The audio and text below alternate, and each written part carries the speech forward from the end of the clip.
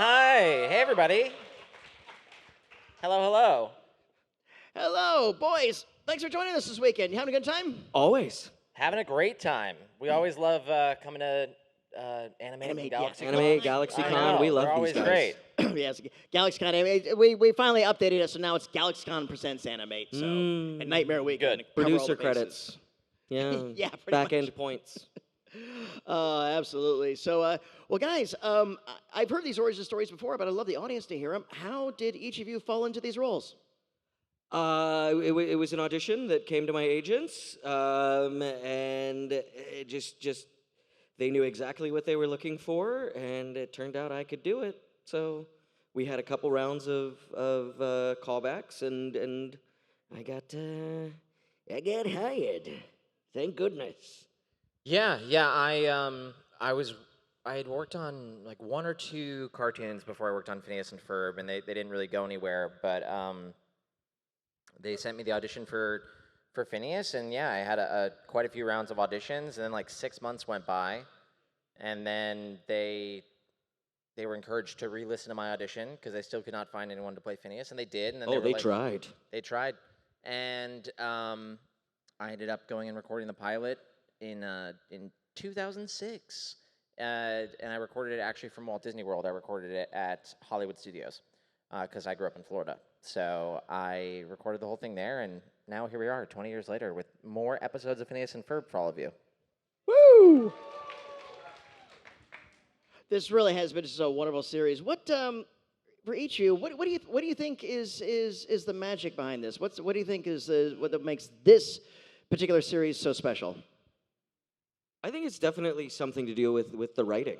There was a concerted effort not to make the characters stupid or mean, and that's something that I think I've heard Dan talk about it. How like it's actually pretty easy to go for the stupid or mean joke, and it's a bigger challenge to write something entertaining without going to that well for supply. So I think it's the combination of the tone of the writing combined with catchy songs and not talking down to any portion of your audience. Like you're not talking down to the kids, you're not talking down to the parents or anything like that. So it's super accessible for anybody who sits on the couch and sees it on the TV. I agree with what you just said. I think that was well put. And yeah, it all comes back to our amazing writers because they give us such great stories to tell all of you, and without them understanding this world as well as they do, we wouldn't be able to bring it to you guys. And so we're lucky to be able to say their words and sing their songs. No, absolutely.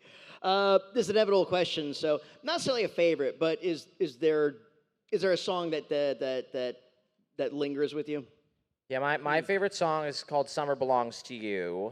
I love that song. Thank you. Yeah, it's super fun. I just think it's so catchy. It's a really good pop song and really encapsulates the feeling of our show and the emotion of the show. And it was in a really fun special where we try to make it around the world in one day of summer vacation. And I love it. Yeah, I think that one's so fun. Yeah, I love Ain't Got Rhythm. I think is just a fantastic show, or song, excuse me. Whenever my phone connects to my car, it automatically starts at the beginning of the alphabet of songs on my phone. It's Ain't Got Rhythm? No, it does Aglet, because it's A-G. So that one sticks with me, to answer your question directly. I have to hit shuffle on my, because it's an old car, old deck. I have to hit shuffle and next, and then I get something else. But it always starts A-G-L-E-T. Don't forget it. And I haven't. All these years later, I have not forgotten it. And neither. Yeah, you guys remember, right? Neither should you. That's true. Now, the book recording, was it individual, or did you guys get to bounce off, or was it was no troop style, right? Yeah, no. No, typically not, no. Yeah, it's more rare these days to do it on anything, but we've never done group records on Phineas and Ferb. Early on, I mean, none of us were really located in the same place. We were all spread out all over the United States and internationally because we had some cast in in both England and in New Zealand. And we have a couple people who are still on the East Coast who film, like Malik, Yeah, who Malik's plays there. Baljeet, and Caroline Ray is always traveling because she plays our mother on the show, and she's a famous touring stand-up comic, so she is always touring. When D is often in Colorado. D plays Perry the Platypus. If you've seen more than 3 cartoons in your life, D has been in 2 of them. Yeah, he's amazing. That's what you. Well, I want to ask. You get just to work with them, but you share credit with them. Was there any guest star you saw listed or anything else that just made you go, did you have a fanboy moment? With some of the guest stars? Yeah. Oh, this season I was totally geeking out about Alan Cumming. Just because like he's the haberdasher and he does this great song, and like my fiance and I, we are obsessed with The Traders, which is a reality game show on NBC and Peacock. And so Alan Cumming hosts it, and having him on the show, I was just like, oh, that's so cool. And he's Nightcrawler. And he's Nightcrawler. Yeah. And he's gonna be Nightcrawler again. Yeah, there's Avengers. there's really been countless ones because we've had so many good guest stars throughout the years. But I really liked, we had Seth MacFarlane on an episode years and years ago. And I love all of his work on Family Guy and the Ted movies and things like that. And so I loved having him. Jon Stewart's a great get. Jon Stewart was great. We had Ben Stiller as well. And yeah, so there's been some really good ones. Tina Fey. I was impressed by Richard O'Brien. Yeah. So it's really kind of hard to get him to kind of move out of his comfort zone. But I mean, managed, he's there all the time. So he's it's like. But I've never met him. I've never actually met him because he lives in New Zealand. So I've spoken to him over the phone, but we've never met in person. But I hear he's lovely. I heard that too. We've been trying to get him to come to shows for decades, but we'll crack him. So we'll get him. We'll get him. Yeah, absolutely. So, what's been the best thing to come out of this for you guys? Having a best friend. Like, truly gaining a best friend from getting involved in this show is, like, the best part of it. Yeah, it's great. A lot of us are super close, and we're really good friends, and that's, you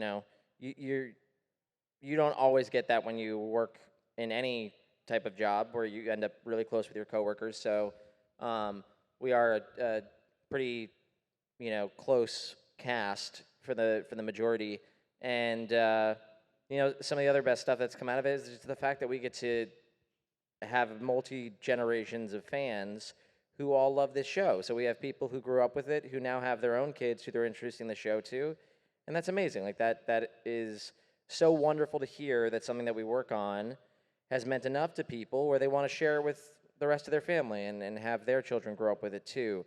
That's rare that you get to work on something that has that kind of impact. Well, guys, thank you so much for indulging my curiosity. I'm going to go out there and take the questions. Before I do that, though, Okay. gotta thank you both. Thank you for your talents and the professionalism and these performances you brought to these roles and all the other body of work. You guys have done just fantastic work across the board, and it's been just absolute delight. So thank you for that. you. Thank you. Yeah, we love this job. It's so much fun. Oh, best job in the world. Woo. All right, who wants to meet me in the X and go first? Let me grab some of my Do you have questions. candy? Yeah, always. Oh, man. Candy. Are they Twizzlers? I think they're like These sour are straws. Sour Patch Twists. Sour Patch.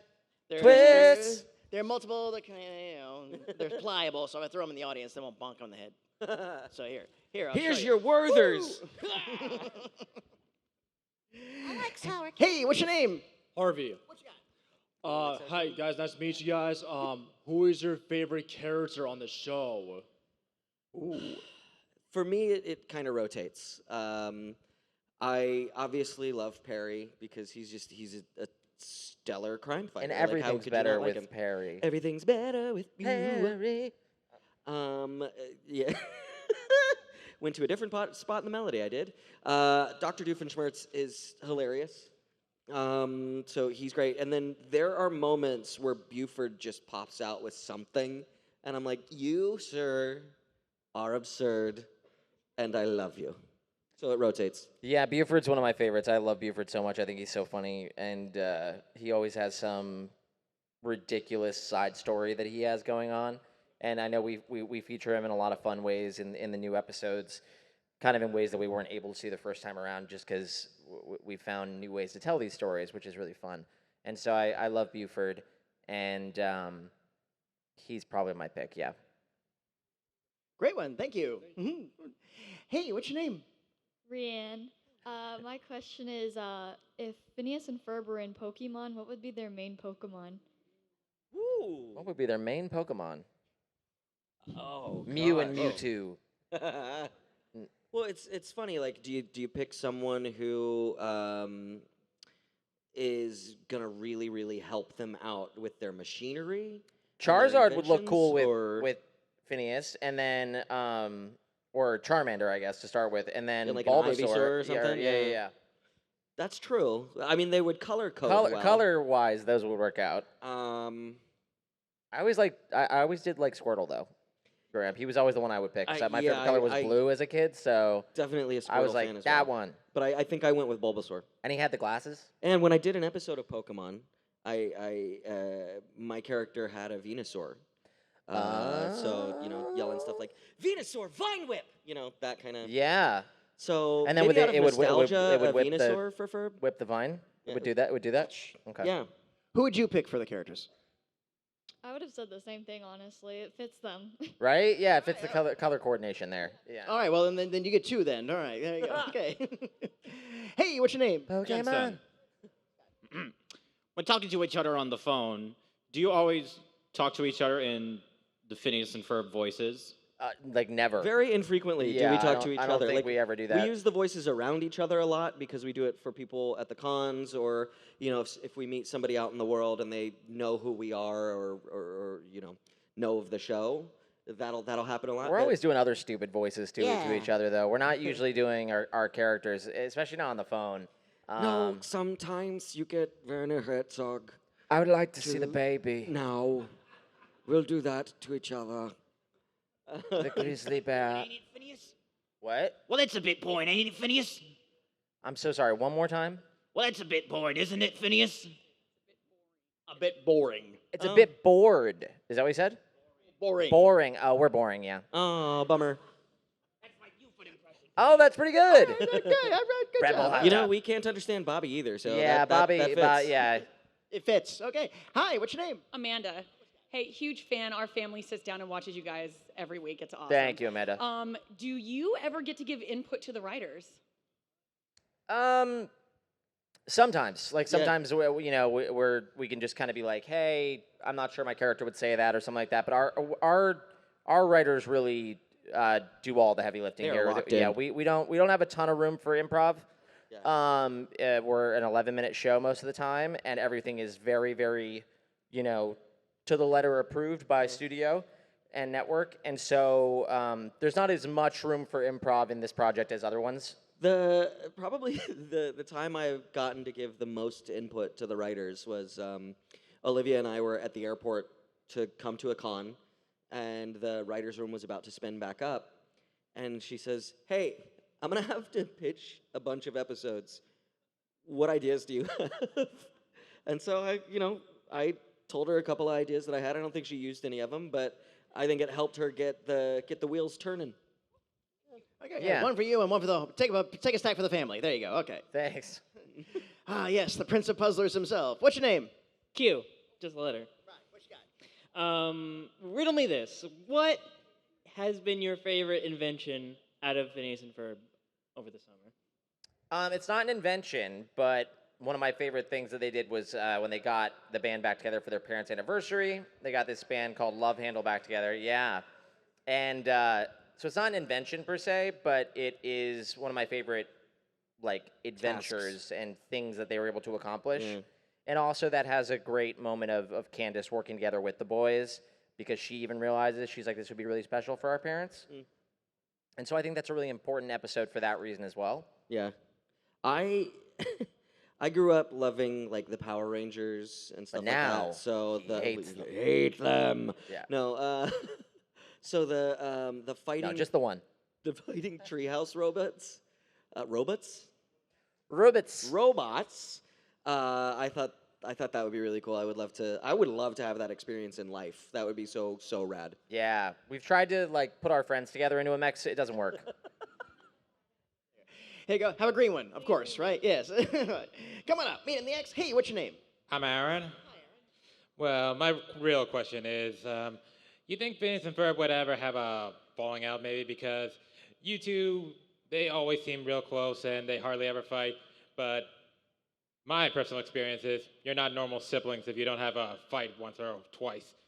Twice. I don't think so. There has been like the slightest hint of that at one point. It's one of my favorite things, just because it is out of character for a moment, where I think Phineas says something to the effect of, "Are you thinking what I'm thinking, Ferb?" And then Ferb hands him a set of blueprints, and Phineas goes, "Oh, no, Yeah. this isn't at all what I was thinking." And it's like the closest they get to a disagreement, and then immediately Ferb turns the blueprints And it's right what I side was up, and thinking. he goes, "Oh yeah, you're right." Wait. Yeah, I don't think there would ever be a falling out or anything between Phineas and Ferb. They love each other so much, and they're such a good team, and they work best when they're working together as well. And I think it'll always be important for the show to showcase that and to showcase the love that they have for each other. If there ever is, I blame Doofenshmirtz. He is somehow He would have had to have done involved. something terrible. Yeah. He did something to cause this. I mean, you get a version of it, right, in the Star Wars episode, with the Sithinator. Yeah, and Darth Maul. Yeah. Yeah. So only if Doofenshmirtz did something dumb to them. There you go. Good question, though. Thank you. Hi, what's your name? What's up, Goku? Goku. Anthony, I have a Your question that name has been really is bothering Goku. me. Why is Phineas' head shape a triangle? Their mom's head shape is a circle. Candace's is also a circle. Why does Ferb look like the building of Doofenshmirtz? And why does everybody's head shape look wrong and everybody else is normal? Why do they? The end of your question was Why what? is everybody else's head shaped normal? Honestly, the reason that Phineas's head is a triangle is because that Dan Povenmire, when he first drew the character, he had never seen an animated character who looked like that before, and he was just like doodling and was like, I've just never seen a character who looks like this, and so he just wanted to create something unique, and that's why they kind of have unique shapes. As for the Doofenshmirtz Evil Incorporated building looking like Ferb, that's just unintentional. That just ended up happening. Yeah, I've noticed that, and I've sort of thought the same thing, but no, that was just like how they wanted to design the building. But yeah, the triangular shape is specifically because Dan had never seen that before. yeah, and wanted like he to, set out to do it, right? yes, Like, it was like, he was I like, want to wanna make a try and make triangle-headed character. He wanted to see what that would look like, and that's how you got Phineas. What's that? One more side question was, oh man, I forgot it. We'll tell you. You want to hold on? Just stick right there. I'll do it. I remember now. What part of his face is his nose? It's a straight triangle. Which part? I need to know. Oh, it's on the front. I'm guessing the point. Yeah, it's near the point. You can see it in certain episodes. Yeah. Front-facing Phineas looks great. Did it? And that's Did the original have nostrils? Do I remember that? I don't think so. No. hey, good question by the way. Thank you, and a good cosplay. Hey, what's your name? Hi, I'm Laura. All right, so I have watched Phineas and Ferb pretty much my entire life. I remember when it aired. I've been around. So my thought is that there's been so many episodes and so much of it has stretched out over the years. I would assume you guys have some in-house lore, like something that will never be explained in an episode, but like, where does Phineas and Ferb get their funds to do all of their projects? Like in-house beliefs. Yeah, no, we always fill out all the proper paperwork. Yeah. We always have our like zoning permits and stuff. But no, they don't explain that, and that's not Yeah, I something. don't think there's anything official. No, we have no secret lore about where we get our funds or something like that. It's more so just an ongoing joke in the show of that it's unexplained. I mean, in my head canon, right? Which is a canon. Truly A canon personal. that This shoots is, heads. This is nothing that they've said with the show, but I think about it and I go, well, these guys are brilliant, right? They are absolutely brilliant. Think of all the things that they do and solve and like break the laws of physics with. You have to be a certain level of intelligent to be able to do that. So it is not it is not so far-fetched in my brain that they are well invested. And like they know how to use the market to make lots and lots of money. Slide into that. Yeah, ridiculous. And I mean, think about things like the lemonade stand, right? Maybe they franchised that. The Finidroids and Furbots did franchise a coffee shop. That did happen. So, like, I don't think it's out of the realm of possibility that these are just very high-earning young men because of their brilliance. So I'm going to call myself. There you go. High-earning A fair young question, man. though. Absolutely. Very well. Thanks, Laura. Thank you. Well, hey, what's your name? My name is Key. First, I want to thank you guys for basically raising me, like going to my grandmother's house. You know, she's the only person that had cable, so I got to watch Disney at her house, whatever. But my question to you is, you know, across the shows, movies, you know, what is your favorite song? You know, you got songs like the theme song, I Ain't Got Rhythm, Squirrels in My Pants. What are your guys' favorite songs? Oh yeah, no, we answered that a little bit earlier. Actually, was my answer was "Summer Belongs to You," and he was saying he loved "Ain't Got Rhythm." Yeah. So those are our favorites. I will say though, from Across the Second Dimension, I also really like Brand New Best Friend. Yeah, what's one of your favorites? Oh, that's a really good question. It's your question. I'm going to throw a curveball. The Milo Murphy's Law theme. Oh, all right. Okay. Did you ever see the Doofenshmirtz takeover of that? I have not. Look it up on YouTube. There's also a Christmas album, like vinyl album. Like the Christmas album has existed for a while, but it came out on vinyl. It's like a green vinyl, and you can buy it through Disney Music. You should check it out. It's really cool. I love it. Here, tap 2. There you go. Thank you. Cool. Hi. What's your name? Yelly. Ladybug. Yes, Ladybug. So first, Vince, I think we're wearing the same exact shoes, so that's pretty cool. Oh yeah, we might be. What is your favorite? He does wear lady shoes. What is your favorite Doofenshmirtz backstory? I love that he. I love when he's dressed as a garden gnome. I know what you're gonna say. Do you? I think so. What am I gonna say? That his parents weren't there for his birth. Yes, that's exactly it. What's your favorite? So traumatic. I like the one where he's telling the long story about Balloony, and he's like, "Oh, the smell of pork was emanating from me so like hardly," and then, "Oh, forget it. I was raised by ocelots." Like when Yeah. We love the tragic backstories for Dr. Doofenshmirtz. They make him who he is. They make us all who we are. Here, have a red one. Would you like obviously. to hear mine? No. Hi, what's your name? Ashley, my question is, what's your favorite ships? And mine personally is Vanessa and Autogram. You prefer Vanessa and Monty, huh? Yes. Okay. Yeah, Seth Green's great. He is we great. love Seth Green. Yeah, very nice fella. I think I really like the Phineas Isabella dynamic. I do too. And I like that they got together in Actor Age. Yeah, and it's just so innocent and cute, and you know they're children, so like you know they just have the like actual like hard eyes and stuff, and it's very friendly and wonderful. I think it's sweet and wholesome. Yeah, exactly. So we both like Finabella. Yeah. Cool. Fun question. Lawrence Thank you. and Mom. That's Lawrence a good one and Linda. too. Is like the in one of the episodes where he's like, "I'm doing the task my wife told me to do," or whatever. He's like, "Yeah, I'm doing the job my wife told me to do." Yeah. Rachel cracked up at that. Yeah, that's funny. Hey, what's your name? Cam. If you had to put Danville in the tri-state area on a map somewhere, where would you put it? My backyard, bro. Yeah, that would be cool. I wish I lived there. Gosh. I don't know. I think I like to think it's like a little east of Middle America.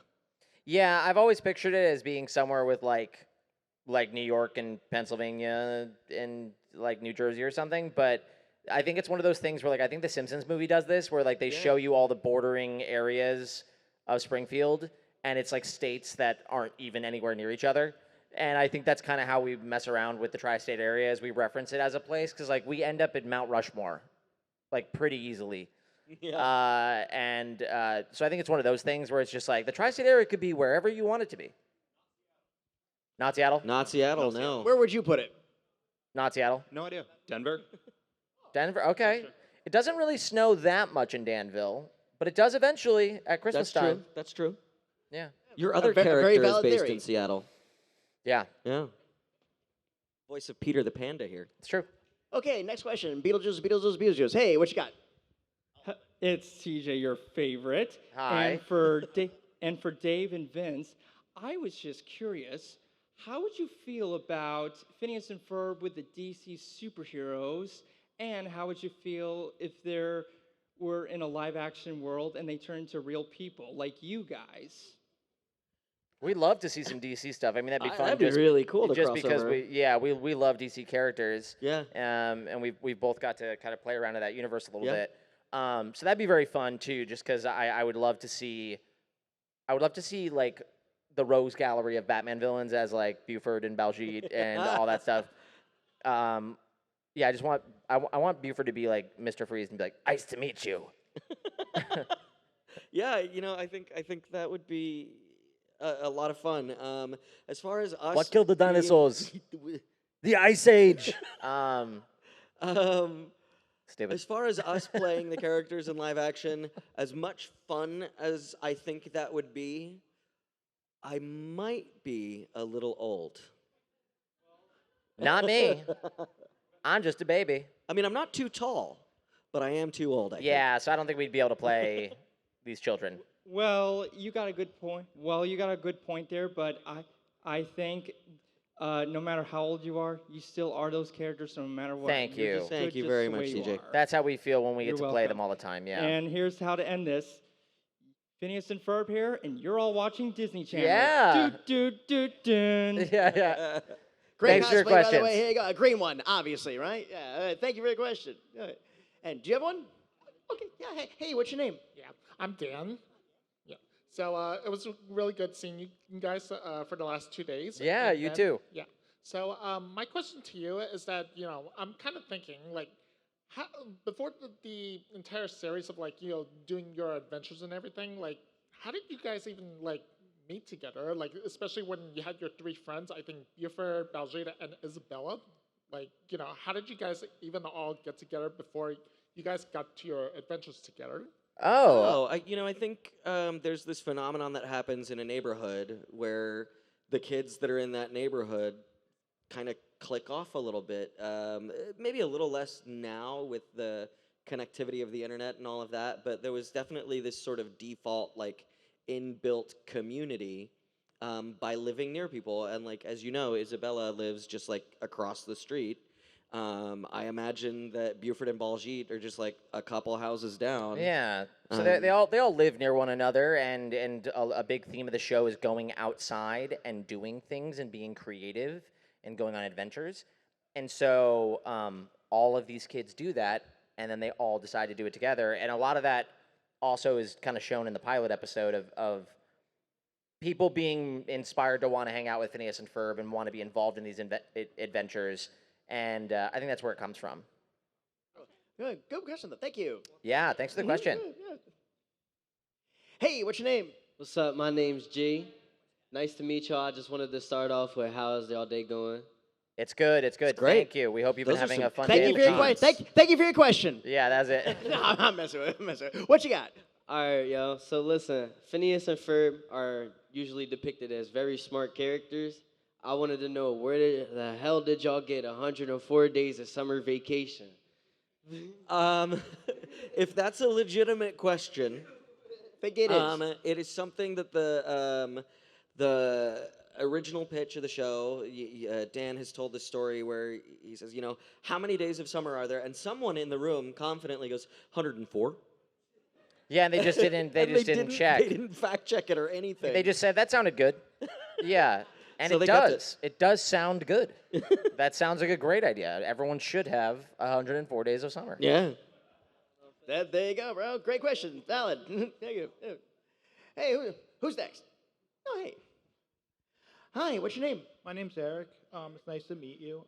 So I know the show focuses on summer, but what would you feel your in school your character's extracurricular activities would be?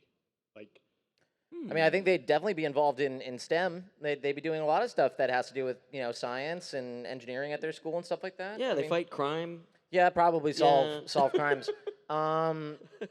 Yeah, no, I mean they are clearly very studious kids. Like they Yeah. like school. It's not like they ever talk about disliking school or something. They just love summer because it gives them so much time to do all these things that they want to do. So I think they're great students. I think they get straight A's. Yeah, I'd like to think they do a lot of the stuff that everybody else does. You know, they're maybe involved in an after-school soccer program, Kickball, or the drama club, or Freeze something tag? like that. Like, I think they, despite being truly extraordinary and capable Dodgeball? of extraordinary things, I think they're also wonderfully normal, down-to-earth people. Foursquare. Edible? There you go. Great question. Thank you. Thank you. Hi, what's your name? Hi, I'm Haley. Hi. I wanted to know what your favorite in-character exchange was when you were filming. In character exchange. I mean, I love. This isn't my character. Does it have to be my character? Oh no, I love. I think it's Buford and Baljeet talking about like how he has existentialist trading cards, and he's like talking about trading him like 2 Kafkas for a Camus, maybe is what he's saying, and they're like arguing about these existentialist writer trading cards, and I think that that's just a funny thing, that side story that they have going on. I'm a little bit of a softie, so my favorite is in Candace Against the Universe, when they, the boys basically say, if we could choose anyone to be our sister, we would choose you every time. And I'm just like, I think it's very, very sweet, and I have a sister, and so it just hits me in my feels. Oh, great question. Thank you. Do you have a favorite exchange? I mean, there's too many, so. There's a lot. That was the right answer. We gave the wrong answer. Yeah. All right, the Prince of Puzzlers is back. What you got this time? All right, riddle me this. What's your favorite Doofenshmirtz invention? Chicken Replacinator. Yeah, the chicken replacinator is pretty fun. He's got some that are coming up in this new season that I cannot wait for you guys to see. Some real fun stuff that causes some mayhem for our good friend and comrade Perry the Platypus. So yeah, keep watching the new episodes because they're going to be coming out for the rest of the year. They start premiering again because some people I know have come to my table and been like, "Hey, I watched all of season 5, but you haven't." There's a whole second half of it that's all going to start premiering this month in October. So it'll be on Disney Channel and Disney Plus. So please keep watching, because the more you guys watch, the more episodes we get to make. Woo, woo, indeed. Thank you, a good one. Hi, what's your name? Hi, I'm Heather. My question was kind of the same of his. I was going to ask, if you could have one of Doofenshmirtz's Inators, which one would you have? Mine would be the red-green shift Inator, I think, the one that changes the traffic lights. Okay. I don't know. Yeah, people usually ask the favorite, but like Maybe I'd get those the giant Queen Elizabeth and the robots. Dragon. And the dragon I mean, robot. that would be fun. That's one of my favorite Doofenshmirtz lines where he switches robots with Perry the Platypus, and he's like, "Mine breathes fire," and he like hits the button, and the fire comes out the mouth where he's sitting, and he screams for like 30 seconds. Yeah, man. There's just too many to like try and single it out. Yeah. You turn myself into a platypus. that one. No, The great one where it question. No, turns- thank yeah. you. But I can't remember what that I Inator can't remember is. what it's called. Yeah. Hey, what's your name? Paul? Excuse me, so do you think that eventually, after not being able to catch the boys, that Candace will just give up, go insane? She might give up at some point in her life. I'm confident that she does. Yeah, we there's mentioned a that. travel forward. We see her with her time. children. Yeah. No, but also there are some days where she no longer is trying to catch them, like we were talking about earlier with the love handle stuff. Is that she's like, oh, this actually sounds like a fun day, and sometimes she enlists them for help. Yeah. Where she's like, hey, the only people who can help me with this thing that I need, I'm sure Phineas and Ferb could do it, and we're always super excited to help her because Phineas and Ferb want Candace to have a very good day every day too. Like they're that never giant scrapbook for Jeremy. Yeah. So they're never trying to do anything to upset her. They want her to have a really good day every day. So I love all of that too. Is when Candace goes, you know who could help me with this is my brothers, and they just jump at the chance. They're like, oh my gosh, this is so exciting. We would love to. So yeah. All right. Thank you. Great question. Welcome back. What you got this time? Do you have any house pets in your house? And if so, do you sometimes feel like they're working for secret government organizations like Perry the Platypus? Yeah, I don't think that my dog is working for the CIA, but you can never be sure, I guess. Yeah, you know. We do both have dogs, though. Winnie, I look at the dog at home, and sometimes I am convinced those are people eyes. So that might be a tiny human in a suit. Yeah. Which, I mean, that'd be a big secret. Yeah. So, fair, good question. So, do you have any pets you're suspicious of? My cat Luna, she's a bit too dumb. Oh, no. It's a cover. Right. Well, keep us abreast of that. All right, good one. All right. I think you were our first one, right? So it makes sense you'll be the last one. We'll introduce about at time. What you got this one? Out of any Disney character, who would you be? You could be anyone in the show or outside of any other Disney show. Who would you be? Ooh, Mr. Well, Incredible? I'm telling you, I'm Oswald the Lucky Rabbit already, so, him. That's true. Well, I'm Mr. Incredible. No, I'm just kidding. No, I would choose Mr. Incredible probably. I love The Incredibles, so that would be sweet. Yeah. And I love the look of The Incredibles. The whole aesthetic is great. That like 60s chic sort of thing going on. So I would choose that. Yeah, thanks for your questions. To start us and to finish us off. Woo! So what else on the anything on the docket you're allowed to share? Anything coming up, either collectively or individually?